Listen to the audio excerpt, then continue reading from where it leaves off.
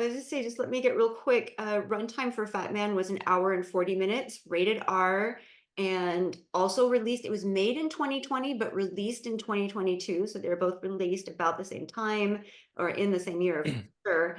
And the summary, as found on IMDb, is a rowdy, unorthodox Santa Claus is fighting to save his declining business.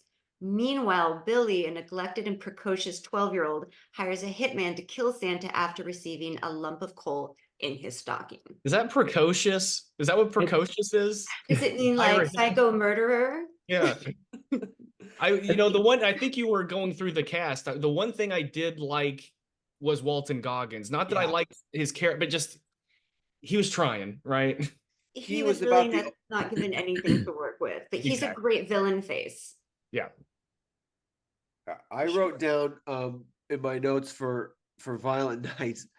The first thing I wrote down was that the movie has schizophrenia. It tried to be Home Alone, John Wick, Kill Bill, and Die Hard, and none of it worked. And then I wrote everyone was unlikable. Yeah, that's the other thing. You didn't like anybody. Yeah, that's why you were like constantly just shoot him, kill him, just die, everybody. I thought that was. I guess you were supposed to like the little girl, but I mean, you've seen it more recently than I have. But I remember her being a little obnoxious. She was obnoxious, and there was really nothing to her character other than she was this wide-eyed Santa's gonna save us kind of bitch. Yeah, it was just like there was nothing. I want my parents to get back together, and meanwhile, we didn't even know why they were separated. Yeah, or what had gone on there. Yeah, neither one of them you'd want to be with. They're all awful. There were no, like you said, no likable characters at all. And it's hard to understand personally, but then also try to convey to someone else how unremarkable these characters are, how terrible the first 15 minutes of each of these movies are, that if I was anywhere else, I absolutely would have turned them off. Like, these characters are basically the most reductive form of a character that they can find. In fact, which is the bad guys? And it was in Violent Night where all the bad guys had Christmas names. That pissed me Candy off. cane and Scrooge, gingerbread, gingerbread, Frosty, Tinsel, and they were all hired. They're all hired as the help. Yeah. Yes. That's like at the mansion's party. I remember because the security guy was in on it. Oh, that's true. That's right. The main guy. That's another thing. It's like everything was just so. And then that whole thing with the stolen money, and that was another piece of it. That's the reason they're there, trying to get this money that was supposedly gone and hidden somewhere. And you're like, yeah, I don't know. The good son took it. I know. The good guy.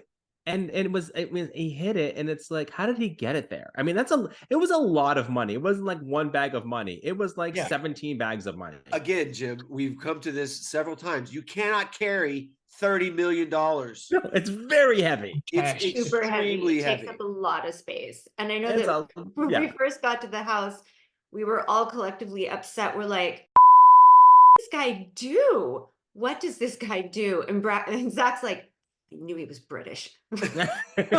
Yeah, because the lead guy is like got his American accent, is mostly good, but every once in a while you'd be like, doesn't sound right. So I wrote one of the other notes that I wrote is that Jim said the movie was very waspy.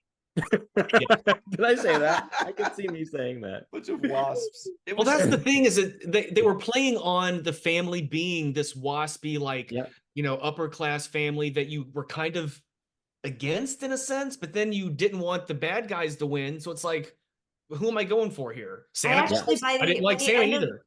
By the end of the movie, I was rooting for the bad guys. That reminds me, they bring up Santa Claus's origin, how he was originally a Viking, and they never explain how he became fucking Santa Claus. That was they never went back to that. It was the only, I remember because I had it on in the background. I was watching TV and doing some stuff, so I had it on my laptop when I was like watching football and stuff like that.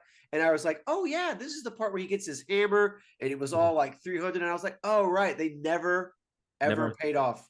And we called it. We're like, what are the odds they go back to this story? And we're like, nothing, zero. Never heard anything. What are the chances that gets paid? That was the one thing I was interested in. How's he go from Viking to Santa?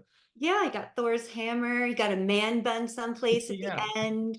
Lots of goes in like, it's 40 minutes into the movie until we figure out that he's got like super strength. He's getting like making shivs out of candy cane in his mouth. Yeah, it's so much potential for something so much. It could have been so fun. It could have been good. Like just like if somebody had just taken a little more, I mean, a lot more time and sort of tightened up the script and just made it about that kind of silly, it would have been so much better.